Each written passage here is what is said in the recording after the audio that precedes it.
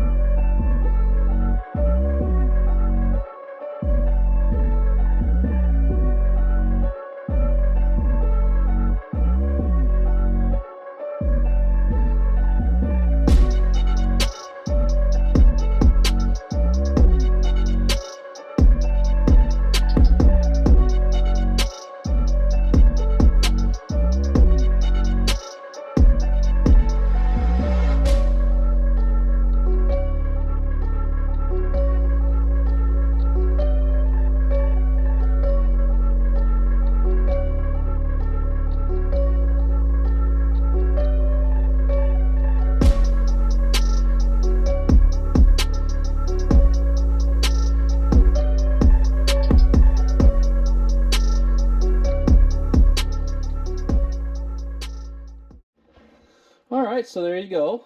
This has been sufficiently roughed up. You can see, you know, it looks like it's been outside for a while because this wire wheel, this is the real ticket here. It digs out, you know, all that weak kind of wood in between the grains.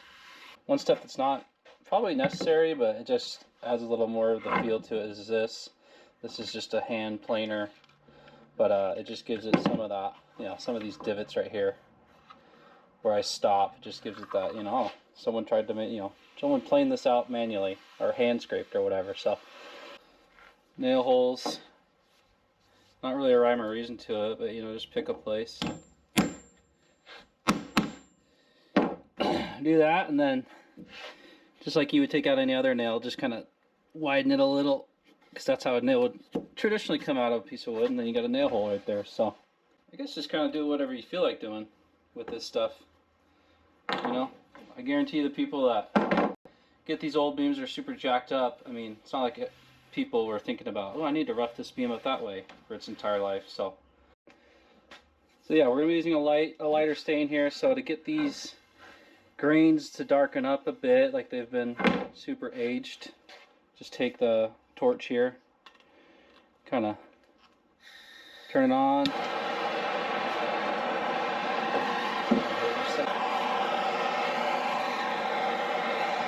get stained with kind of nice contrast there, but again, you just kind of lightly sand this, and then we'll stain and wax it later. But that's what you do to kind of bring out the grains of the wood if you're going to use a light stain. That's one of the options. Yeah, let's get to the rest of it here.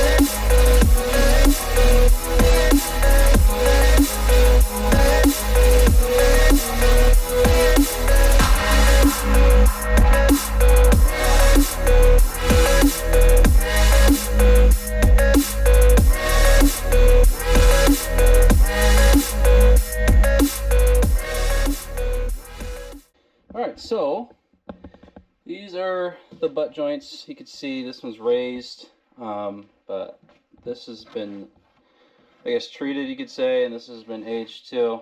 And what we're going to do now is be getting this butt joint right here to basically look like it's not there.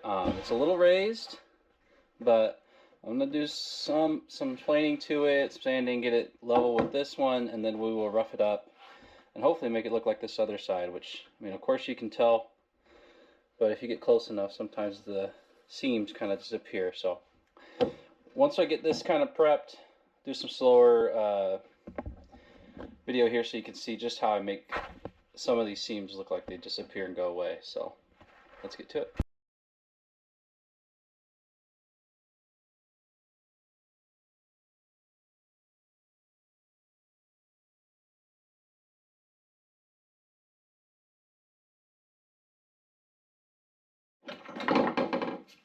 Alright, so the first thing I usually like to do is just take an axe, and the seam right here in the butt joint, this is the real problem here. So that's the thing you want to get rid of first, you know, just to get it sort of to blend in with the other piece there. I'll do a couple more, get some deeper ones here. To get pretty deep, and then just, like you said, just take it off with the axe blade here. You know, a lot of people want these beams because they're hand scraped, so, you know, take a scraper and just take off the tops, let it stop a little bit,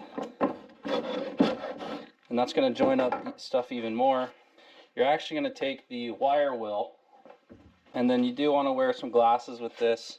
Just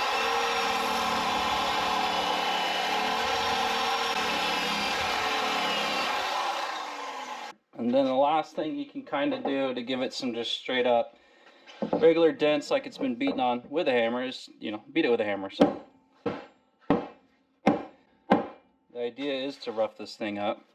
And once you get to this point, you'll take your sander, some 220 grit sandpaper on there, and just lightly hit the whole top here.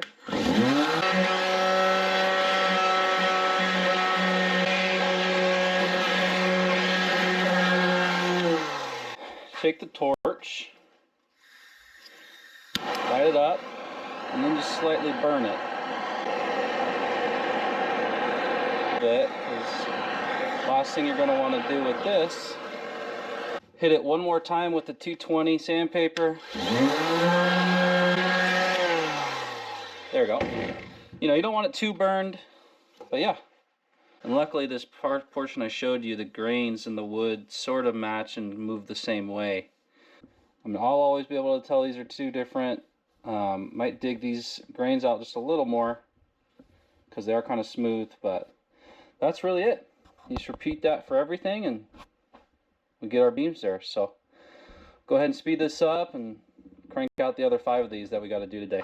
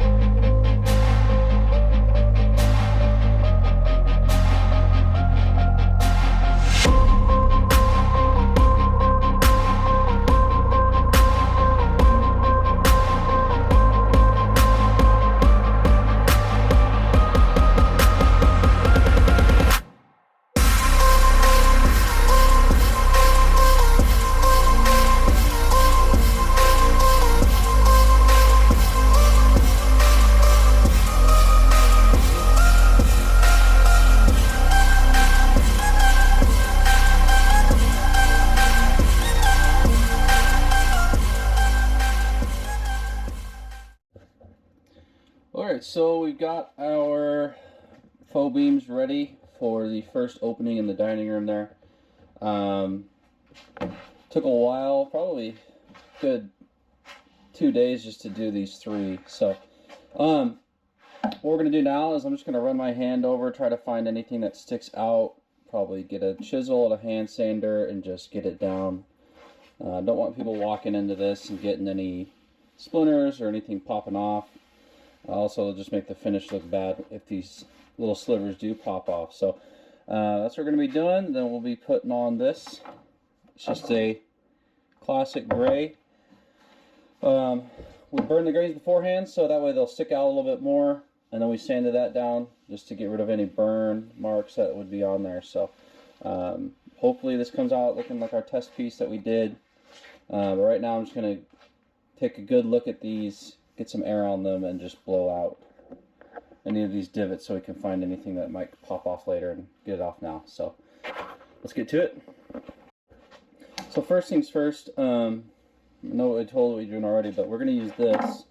We hooked up the air compressor. We got the hose here too. So this is just compressed air. So we're just going to blow a lot of this out, probably the whole thing, just to get any little dust particles out. And that'll just, anything that's loose is going to be just brought out by this thing. So we're going to do that. We'll use the sander to get rid of anything like sticking up as well, smooth anything out. Got our axe here and a chisel to dig out anything. And so we're going to do this with everything to smooth it all out.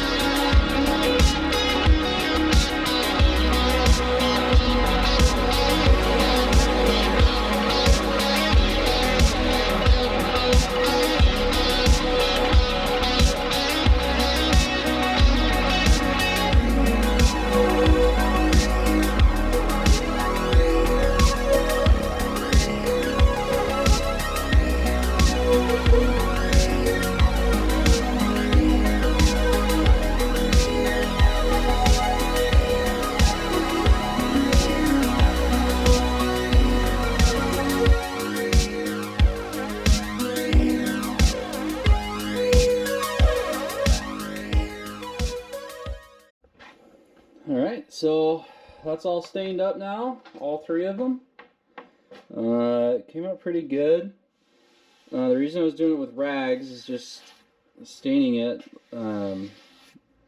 got even more of the slivers off. So we're looking pretty good.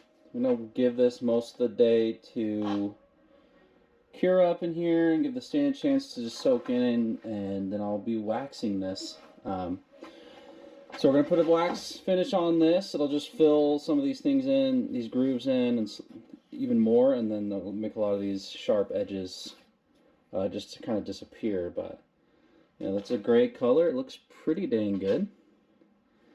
And yeah, once we're getting the paste on and get it finished, we'll start putting these bad boys up, see what they look like in place. Alright, so these have had enough time to dry. Don't smell no more. So last step here before we can start installing them is to put this paste on. Finishing wax. Again, do a close-up to start and they'll put you on time lapse, but this is going to fill a lot of these gaps in. You'll still see all the character, all the chop, but what will happen is it'll just fill and get rid of any jagged edges. Gonna apply it with the rag too. Just again, it just rips up any of these fibers that are in here, so that way, ideally when they're inside, the house and people rub up against them, there's nothing coming off. Also now, if anything comes off of this, it's gonna rip the finish off, the stain color, so you're gonna be able to see the stain, or I guess raw wood anyway. So.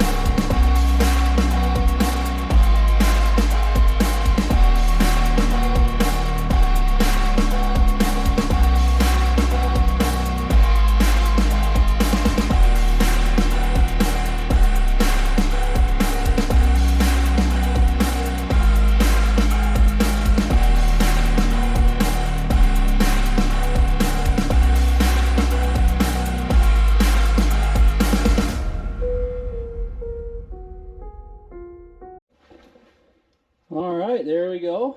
All waxed up. It goes pretty quick.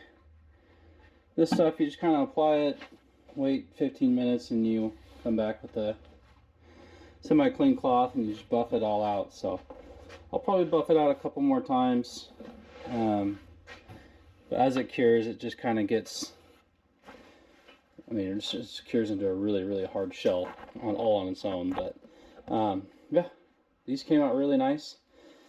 Now it's just cutting them down, getting them in place, attaching them, and we'll go for round 2, make 3 more.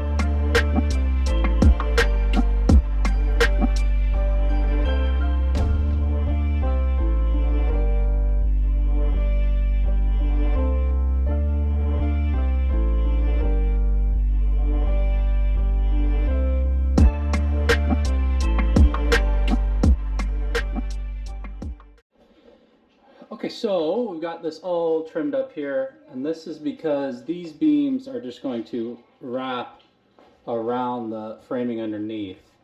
The reason we did this was it just saved us a ton of money. We didn't have to buy the 8x12 or 6x12 beams to put, pieces to put up here all the way around and wrap it. So that's why we did it here.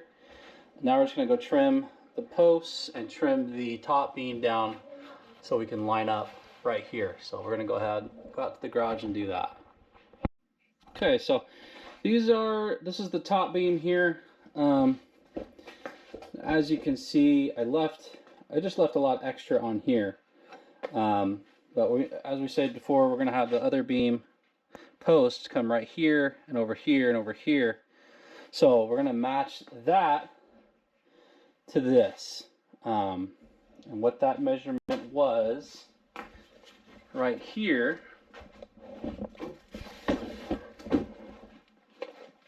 this measurement's about 4 5/8 roughly. So 4 5/8, we're going to match this distance right here on that other top beam. So in order to do that, let's set up over here so we can cut a little more. Just going to measure from here, 4 5/8 over, and we'll end up taking about this much of a chunk off. So once we cut this off, we'll de-stress it again, and tidy up the ends, and then we'll get this big one hung first, clamp it in place, jack it up a little bit, and then start working on getting the posts in. And hopefully all these just they'll sit like a puzzle piece in there. They're pretty firm. We'll secure them here and there, but hopefully I'm thinking they're not going to take too much to just sit in place, since they'll be wrapped pretty tight around these beams. So let's get to it.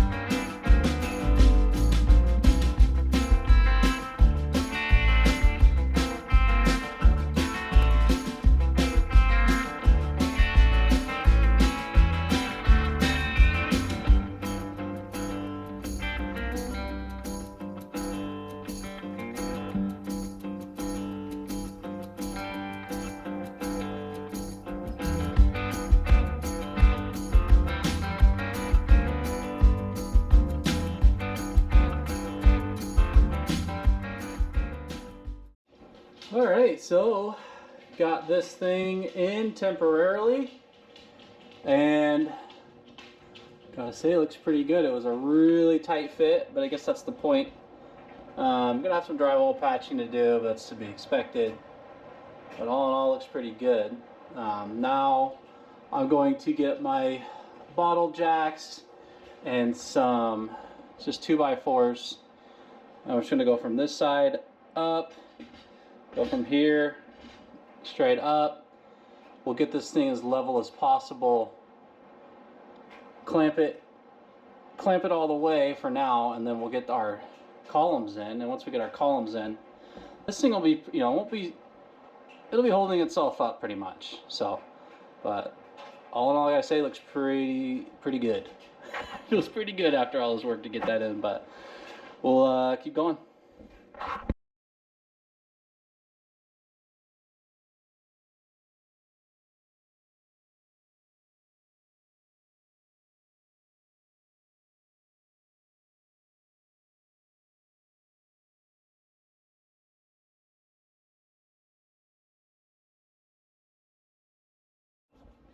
Okay, so we got that in place with that bottle jack there.